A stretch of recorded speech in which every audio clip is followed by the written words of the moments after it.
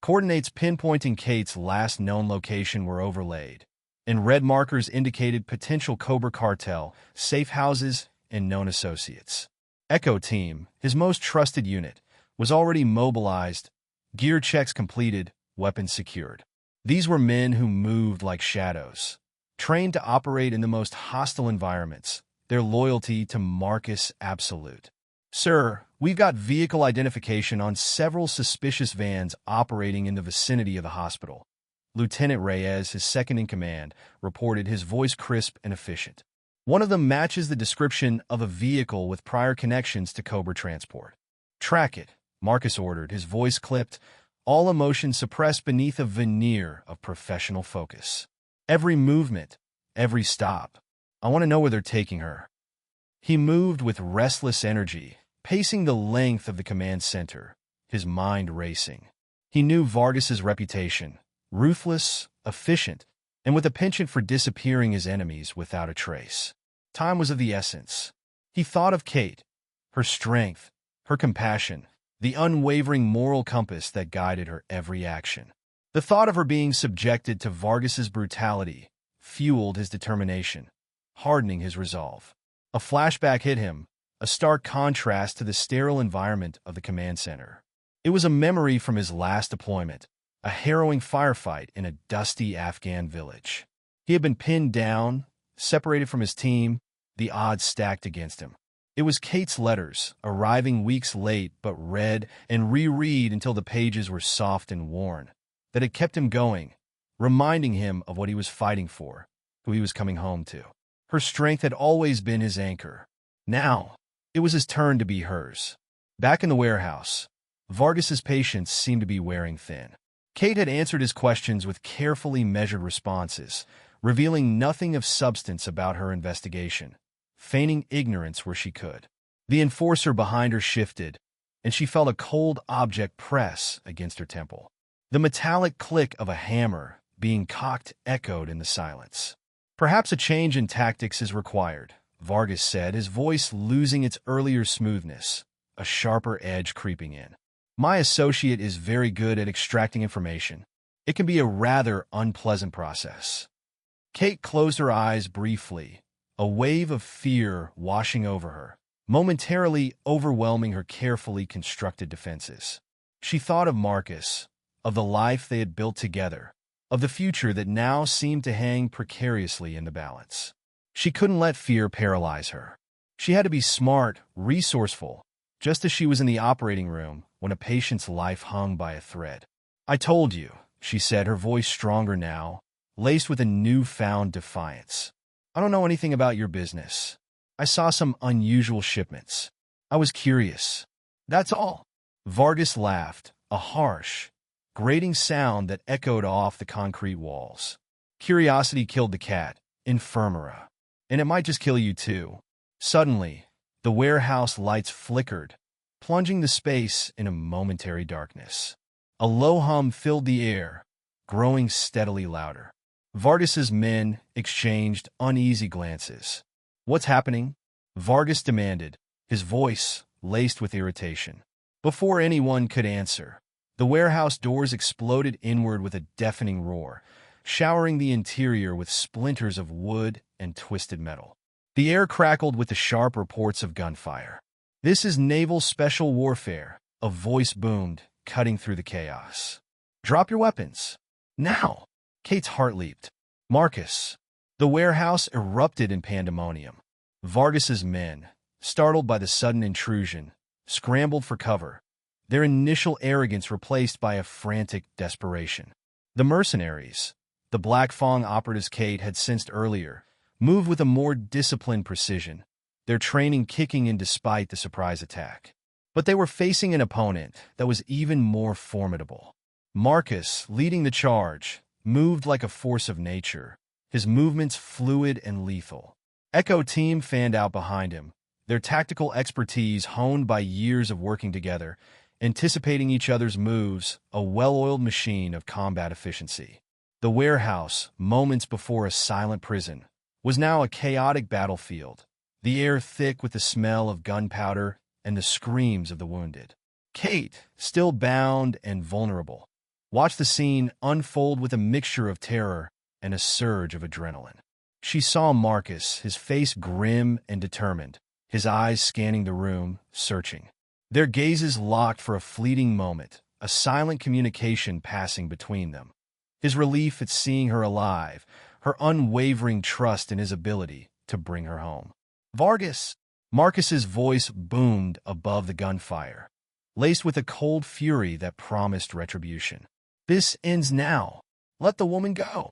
Vargas, momentarily stunned by the audacity of the attack, regained his composure, a sneer twisting his lips. He grabbed Kate, yanking her roughly in front of him, pressing a gun to her temple. You want her? Come and get her, Commander, he yelled, his voice hoarse with desperation. One wrong move, and she's dead. The gunfire around them momentarily ceased, the tension in the air thick and suffocating. Marcus froze, his eyes locked on Kate, his face a mask of controlled fury. He knew Vargas was desperate, unpredictable. One wrong move could cost Kate her life. Let her go, Vargas, Marcus said, his voice dangerously quiet, the calm before the storm. This isn't your fight anymore. You're out of your depth. I have nothing to lose. Vargas screamed, his hand trembling slightly as he pressed the gun harder against Kate's head. You think you could just waltz in here and take what you want? This is my world, Commander, and in my world, you play by my rules. Your rules end here, Kate interjected, her voice surprisingly calm, meeting Vargas's panicked gaze. You're not in control anymore, Rico. You lost at the moment you underestimated who you were dealing with. Her words seemed to momentarily unnerve Vargas, a flicker of doubt crossing his features. It was the opening Marcus needed. With lightning speed and precision, he moved, his movements a blur. A shot rang out, the sound deafening in the sudden silence. Vargas's grip on Kate loosened, his body slumping to the ground, a bullet wound blooming on his forehead. Kate stumbled, the ropes biting into her wrists, but strong arms caught her before she fell. Marcus, his face, usually so composed, was etched with relief and a raw emotion she rarely saw. Kate, he breathed, his voice thick with emotion, his hands checking her for injuries. Are you all right? I am now, she whispered, her voice trembling, her eyes searching his. The fight was far from over. The Black Fang mercenaries, realizing their employer was dead, fought with a renewed ferocity, their movements desperate, their objective now purely about survival. But Marcus and Echo Team were relentless, their training and experience overwhelming the remaining opposition. Sweep and clear, Marcus barked, his focus immediately shifting back to the tactical situation. Reyes with me. Miller, secure the perimeter. The warehouse echoed with the renewed sounds of gunfire, but the tide had turned. The mercenaries, outgunned and outmaneuvered, were systematically neutralized. Within minutes, the last shots were fired, the silence that followed heavy and absolute. As the adrenaline began to subside, Kate leaned heavily on Marcus, her body shaking. The reality of what she had just endured, the fear she had so carefully suppressed, now threatened to overwhelm her. It's over, Marcus murmured, holding her close, his voice a soothing balm. You're safe now. Federal agents, alerted by Marcus's team, began to arrive on the scene, securing the warehouse, collecting evidence. The scope of Vargas's operation, the extent of his dealings with Black Fang Solutions, was beginning to become chillingly clear. This wasn't just about drug smuggling or petty crime. This was about the illegal trafficking of high-grade weaponry, potentially putting deadly arms into the wrong hands. Later, as the sun began to rise, casting a pale light over the scene, Kate sat wrapped in a blanket, sipping hot coffee, Marcus never leaving her side. The adrenaline had faded, leaving behind a bone-deep exhaustion, but also a profound sense of relief. You were incredible in there, Marcus said softly, his eyes filled with admiration. You never broke. Kate managed a weak smile. I had a good reason not to, she replied, her gaze meeting his. I knew you'd come for me. The investigation that followed was extensive, uncovering a deep-seated conspiracy that reached far beyond the Cobra cartel. Black Fang Solutions, it turned out, was a shadowy organization that brokered illegal arms deals on a global scale, their tentacles reaching into corrupt government agencies and defense contractors. The weapons being smuggled through Harborview were just a small piece of a much larger, more dangerous puzzle. The information Kate had gathered, her meticulous records and observations, proved to be invaluable to the investigators. Her bravery in the face of danger, her refusal to be intimidated, had played a crucial role in exposing a criminal enterprise that posed a significant threat to national security. In the end, justice prevailed. Vargas's remaining associates were apprehended. The Black Fang network was dismantled, and those within the government and the defense industry who had been complicit in the illegal activities were brought to light. The threat had been neutralized, but the experience left its mark. In the quiet aftermath, as life at Harborview Veterans Hospital slowly returned to its normal rhythm, though forever changed by the events that had transpired, Kate found herself grappling with the emotional fallout. The nightmares came intermittently, flashes of the dark warehouse, Vargas's cold eyes, the metallic click of the gun against her temple. But she refused to be a victim. She sought counseling, talked through her experiences, and found strength in the unwavering support of Marcus and her colleagues. The bond between Kate and Marcus, already forged in the fires of shared experiences and mutual respect, deepened in the crucible of the kidnapping. Marcus, who rarely spoke of his emotions, showed his love through his constant presence, his quiet attentiveness, and the unspoken understanding that passed between them. He listened patiently as she recounted her ordeal, never minimizing her fears, always validating her strength. The hospital, too, began to heal. The corrupt administrators who had turned a blind eye to the illegal activities were removed, replaced by individuals committed to upholding the integrity of the institution.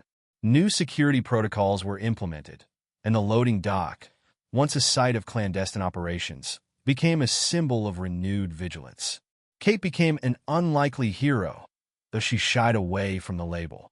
Her story spread through the hospital, inspiring a sense of collective pride and a renewed commitment to their shared mission of caring for veterans. She received letters of gratitude from former patients, their families, and even strangers who had been touched by her courage. The legal proceedings against the remaining members of the Cobra cartel and the operatives of Black Fang Solutions were lengthy and complex. Kate's testimony, delivered with unwavering conviction and clarity, proved to be a crucial element in securing convictions. She faced down hardened criminals in the courtroom, her gaze unwavering, her voice strong, refusing to be intimidated. The trial exposed the chilling extent of the conspiracy, the intricate network of shell corporations, the bribery of government officials, the callous disregard for human life in the pursuit of profit. The revelations sent shockwaves through the defense industry, prompting investigations and reforms aimed at preventing similar abuses in the future.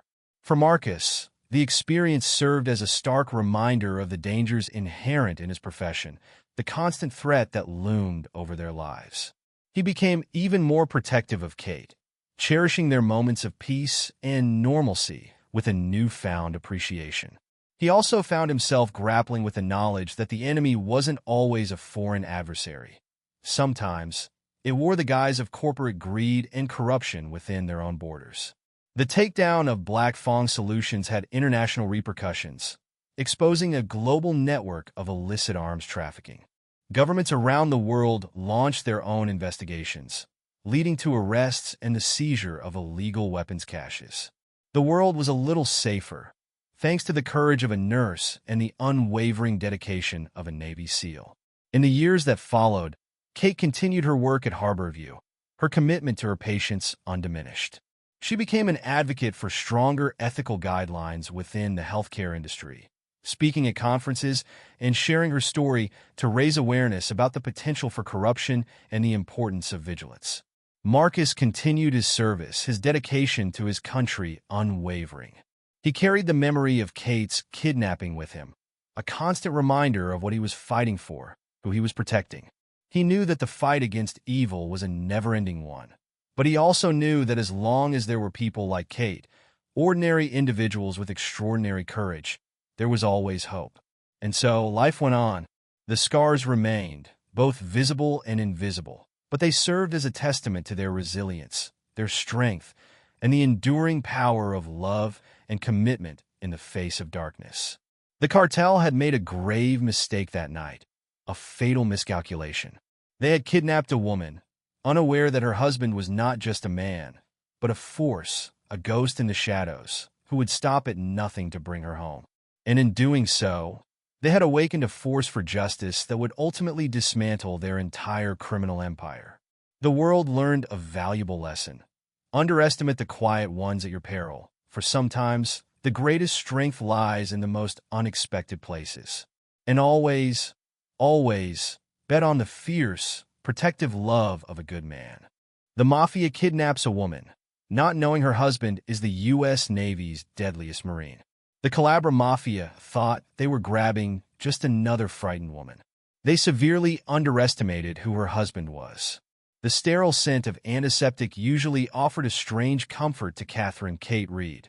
After 15 years navigating the demanding yet rewarding world of Harborview Veterans Hospital, the familiar tang was almost like a second skin. But tonight, it was overshadowed by a different odor. The metallic tang of unease that had been clinging to the air around the loading docks for weeks. It wasn't just the unmarked crates, their weight belying their generic labels, or the hushed, almost furtive activity that occurred only during the deepest hours of the night. It was a feeling, a prickle at the back of her neck, a dissonance in the usual rhythm of the hospital that she couldn't shake. Her years caring for veterans, men and women who had seen the worst of humanity, had sharpened her instincts. And right now, those instincts were screaming that something was profoundly wrong within the sanctuary of Harborview. The late-night transfer had been particularly unsettling. Two men, built like brick walls and radiating an aura of barely suppressed aggression, had overseen the unloading of several large, nondescript crates. Their faces were hard, their eyes scanning their surroundings with a paranoia that didn't belong in a hospital loading dock. They spoke in clipped, low tones, their language unfamiliar, adding another layer of suspicion to the already unusual activity. Kate, feigning a need for supplies in the storage area, had managed to catch a glimpse of the contents of one crate before it was swiftly resealed. Heavy, black metal components, vaguely resembling weapon parts. The image flashed in her mind, a jarring intrusion into the everyday reality of administering medications and comforting worried families. Driven by a growing sense of responsibility, a need to protect the vulnerable veterans under her care, Kate began to discreetly investigate. She spent her breaks poring over delivery manifests, her brow furrowed in concentration as she compared dates, times, and listed contents. Discrepancies emerged, shipments logged as medical supplies arriving far outside normal delivery hours, others with vague descriptions and originating from shell corporations she couldn't trace. She even risked a late-night peek through the loading dock window one evening, her heart pounding in her chest as she witnessed another clandestine transfer, the same intimidating men overseeing the operation. This wasn't routine. This wasn't right. This was something dangerous. Unbeknownst to Kate, her quiet inquiries had not gone unnoticed. The men she'd seen, enforcers for the notorious Cobra cartel, had eyes and ears everywhere. Vargas, their ruthless leader, tolerated no loose ends, no potential threats to his lucrative, albeit illegal, enterprise. Kate's growing suspicion was a flickering flame that needed to be extinguished before it ignited a larger blaze. The abduction was swift and brutal. As Kate left the hospital after her shift, the cool night air offering a momentary respite from the building's recycled atmosphere, she was ambushed. A dark van screeched to a halt beside her, the side door sliding open to reveal two hulking figures. Before she could react, a rough hand clamped over her mouth, a sickly sweet smell invading her senses. Darkness consumed her. She awoke to the cloying scent of mildew and dust, the gritty feel of concrete against her cheek. Her wrists and ankles were bound tight, the rough fibers of the rope biting into her skin. Disoriented, she pushed herself up, her eyes struggling to adjust to the dim light filtering through grimy windows. She was in a large, abandoned warehouse, the air thick with the silence of disuse, punctuated by the occasional scuttling sound. Fear coiled in her stomach, cold and tight. Then, he emerged from the shadows. Rico Vargas, his presence radiating a quiet menace that was far more terrifying than any shouting. His tailored suit seemed out of place in the derelict setting, a stark contrast to the grime and decay. His eyes, dark and assessing, held no warmth, no hint of humanity. "You've been a very curious little bird, Infirmera," he said, his voice a low, smooth purr that sent shivers down her spine. "Asking questions that don't concern you." Kate swallowed, trying to project an air of calm she didn't feel. "I'm a nurse," she said, her voice trembling slightly despite her efforts. "It's my job to be aware of what's happening in my hospital." Vargas chuckled, a dry, humorless sound. "Your job is to care for the sick, not to pry into matters that are beyond your comprehension." He took a step closer, his gaze unwavering. "You've seen things, haven't you? Things you shouldn't have." Fear warred with a surge of defiance. "You're smuggling weapons," she stated, her voice gaining strength. "Through Harborview, using our veterans as cover." Vargas's smile vanished, replaced by a chilling hardness. "You are remarkably well-informed. Unfortunately for you, knowledge can be a dangerous burden." He gestured to one of his men, a hulking figure with a shaved head and cold eyes. "See that she's persuaded to be more cooperative." Unbeknownst to Vargas, as his men tightened the ropes around Kate's wrists, a digital alarm was blaring hundreds of miles away. At Naval Amphibious Base Coronado, the coded distress signal emanating from Kate's concealed personal locator had ripped through the usual hum of the operations room. Lieutenant Commander Marcus Reed, a man who had faced down terrorists and navigated war zones, felt a cold fist clench around his heart. It was Kate's emergency signal, a protocol they had established, a silent promise that if either of them was ever in mortal danger, the other would move heaven and earth to help. Marcus's reaction was immediate and decisive. "Lock down," he barked, his voice cutting through the air like a blade. "Security breach protocol Alpha. Get me satellite imagery of her last known location. And patch me through to Echo Team. Now." The room erupted in a flurry of activity, seasoned operators moving with the practiced efficiency of a well-oiled machine. Marcus, his face grim, his eyes narrowed with focused intensity, was already running through scenarios, his mind a steel trap calculating probabilities and formulating strategies. He knew, with a chilling certainty, that Kate was in serious danger. He also knew, with a fierce, unwavering conviction, that he would find her. The thought of Kate, vulnerable and afraid, ignited a cold fury within him, a protective instinct honed by years of defending his country and the woman he loved. Back in the dimly lit warehouse, the rough hands of Vargas's enforcer tightened the ropes, the coarse fibers biting deeper into Kate's wrists. A wave of nausea washed over her, a combination of fear and the lingering effects of the chloroform. She fought to control her breathing, to remain present, to gather any information she could. She observed the warehouse itself, a cavernous space filled with the detritus of forgotten industry. Rusted machinery lay silent in the shadows, cobwebs draped like macabre decorations, and the air hung heavy with the smell of damp concrete and decay. It was isolated, the thick walls muffling any outside sounds, making her feel utterly cut off from the world. Vargas watched her, his expression unreadable. "My associate here is persuasive," he said, gesturing towards the hulking figure who now stood behind Kate, his presence an ominous weight. "Perhaps a few demonstrations will encourage you to cooperate." Kate's heart hammered against her ribs, but she refused to show her fear. She had seen fear in the eyes of her patients, the raw terror of facing their own mortality. She knew that succumbing to it would only make her more vulnerable. She focused on a small crack in the concrete floor, trying to ground herself, to find a point of stability in the chaos. Suddenly, a memory flashed through her mind, a sun-drenched beach, the sound of crashing waves, and Marcus's hand in hers. It was years ago, early in their relationship, a rare moment of carefree joy before deployments and responsibilities had carved lines of worry onto their faces. He had looked at her then, his eyes filled with a love that was both fierce and tender, and promised her, I will always find you, Kate. No matter what. The memory, sharp and clear, gave her a sliver of hope, a fragile thread to cling to in the encroaching darkness. Meanwhile, at Coronado, the operations room buzzed with focused energy.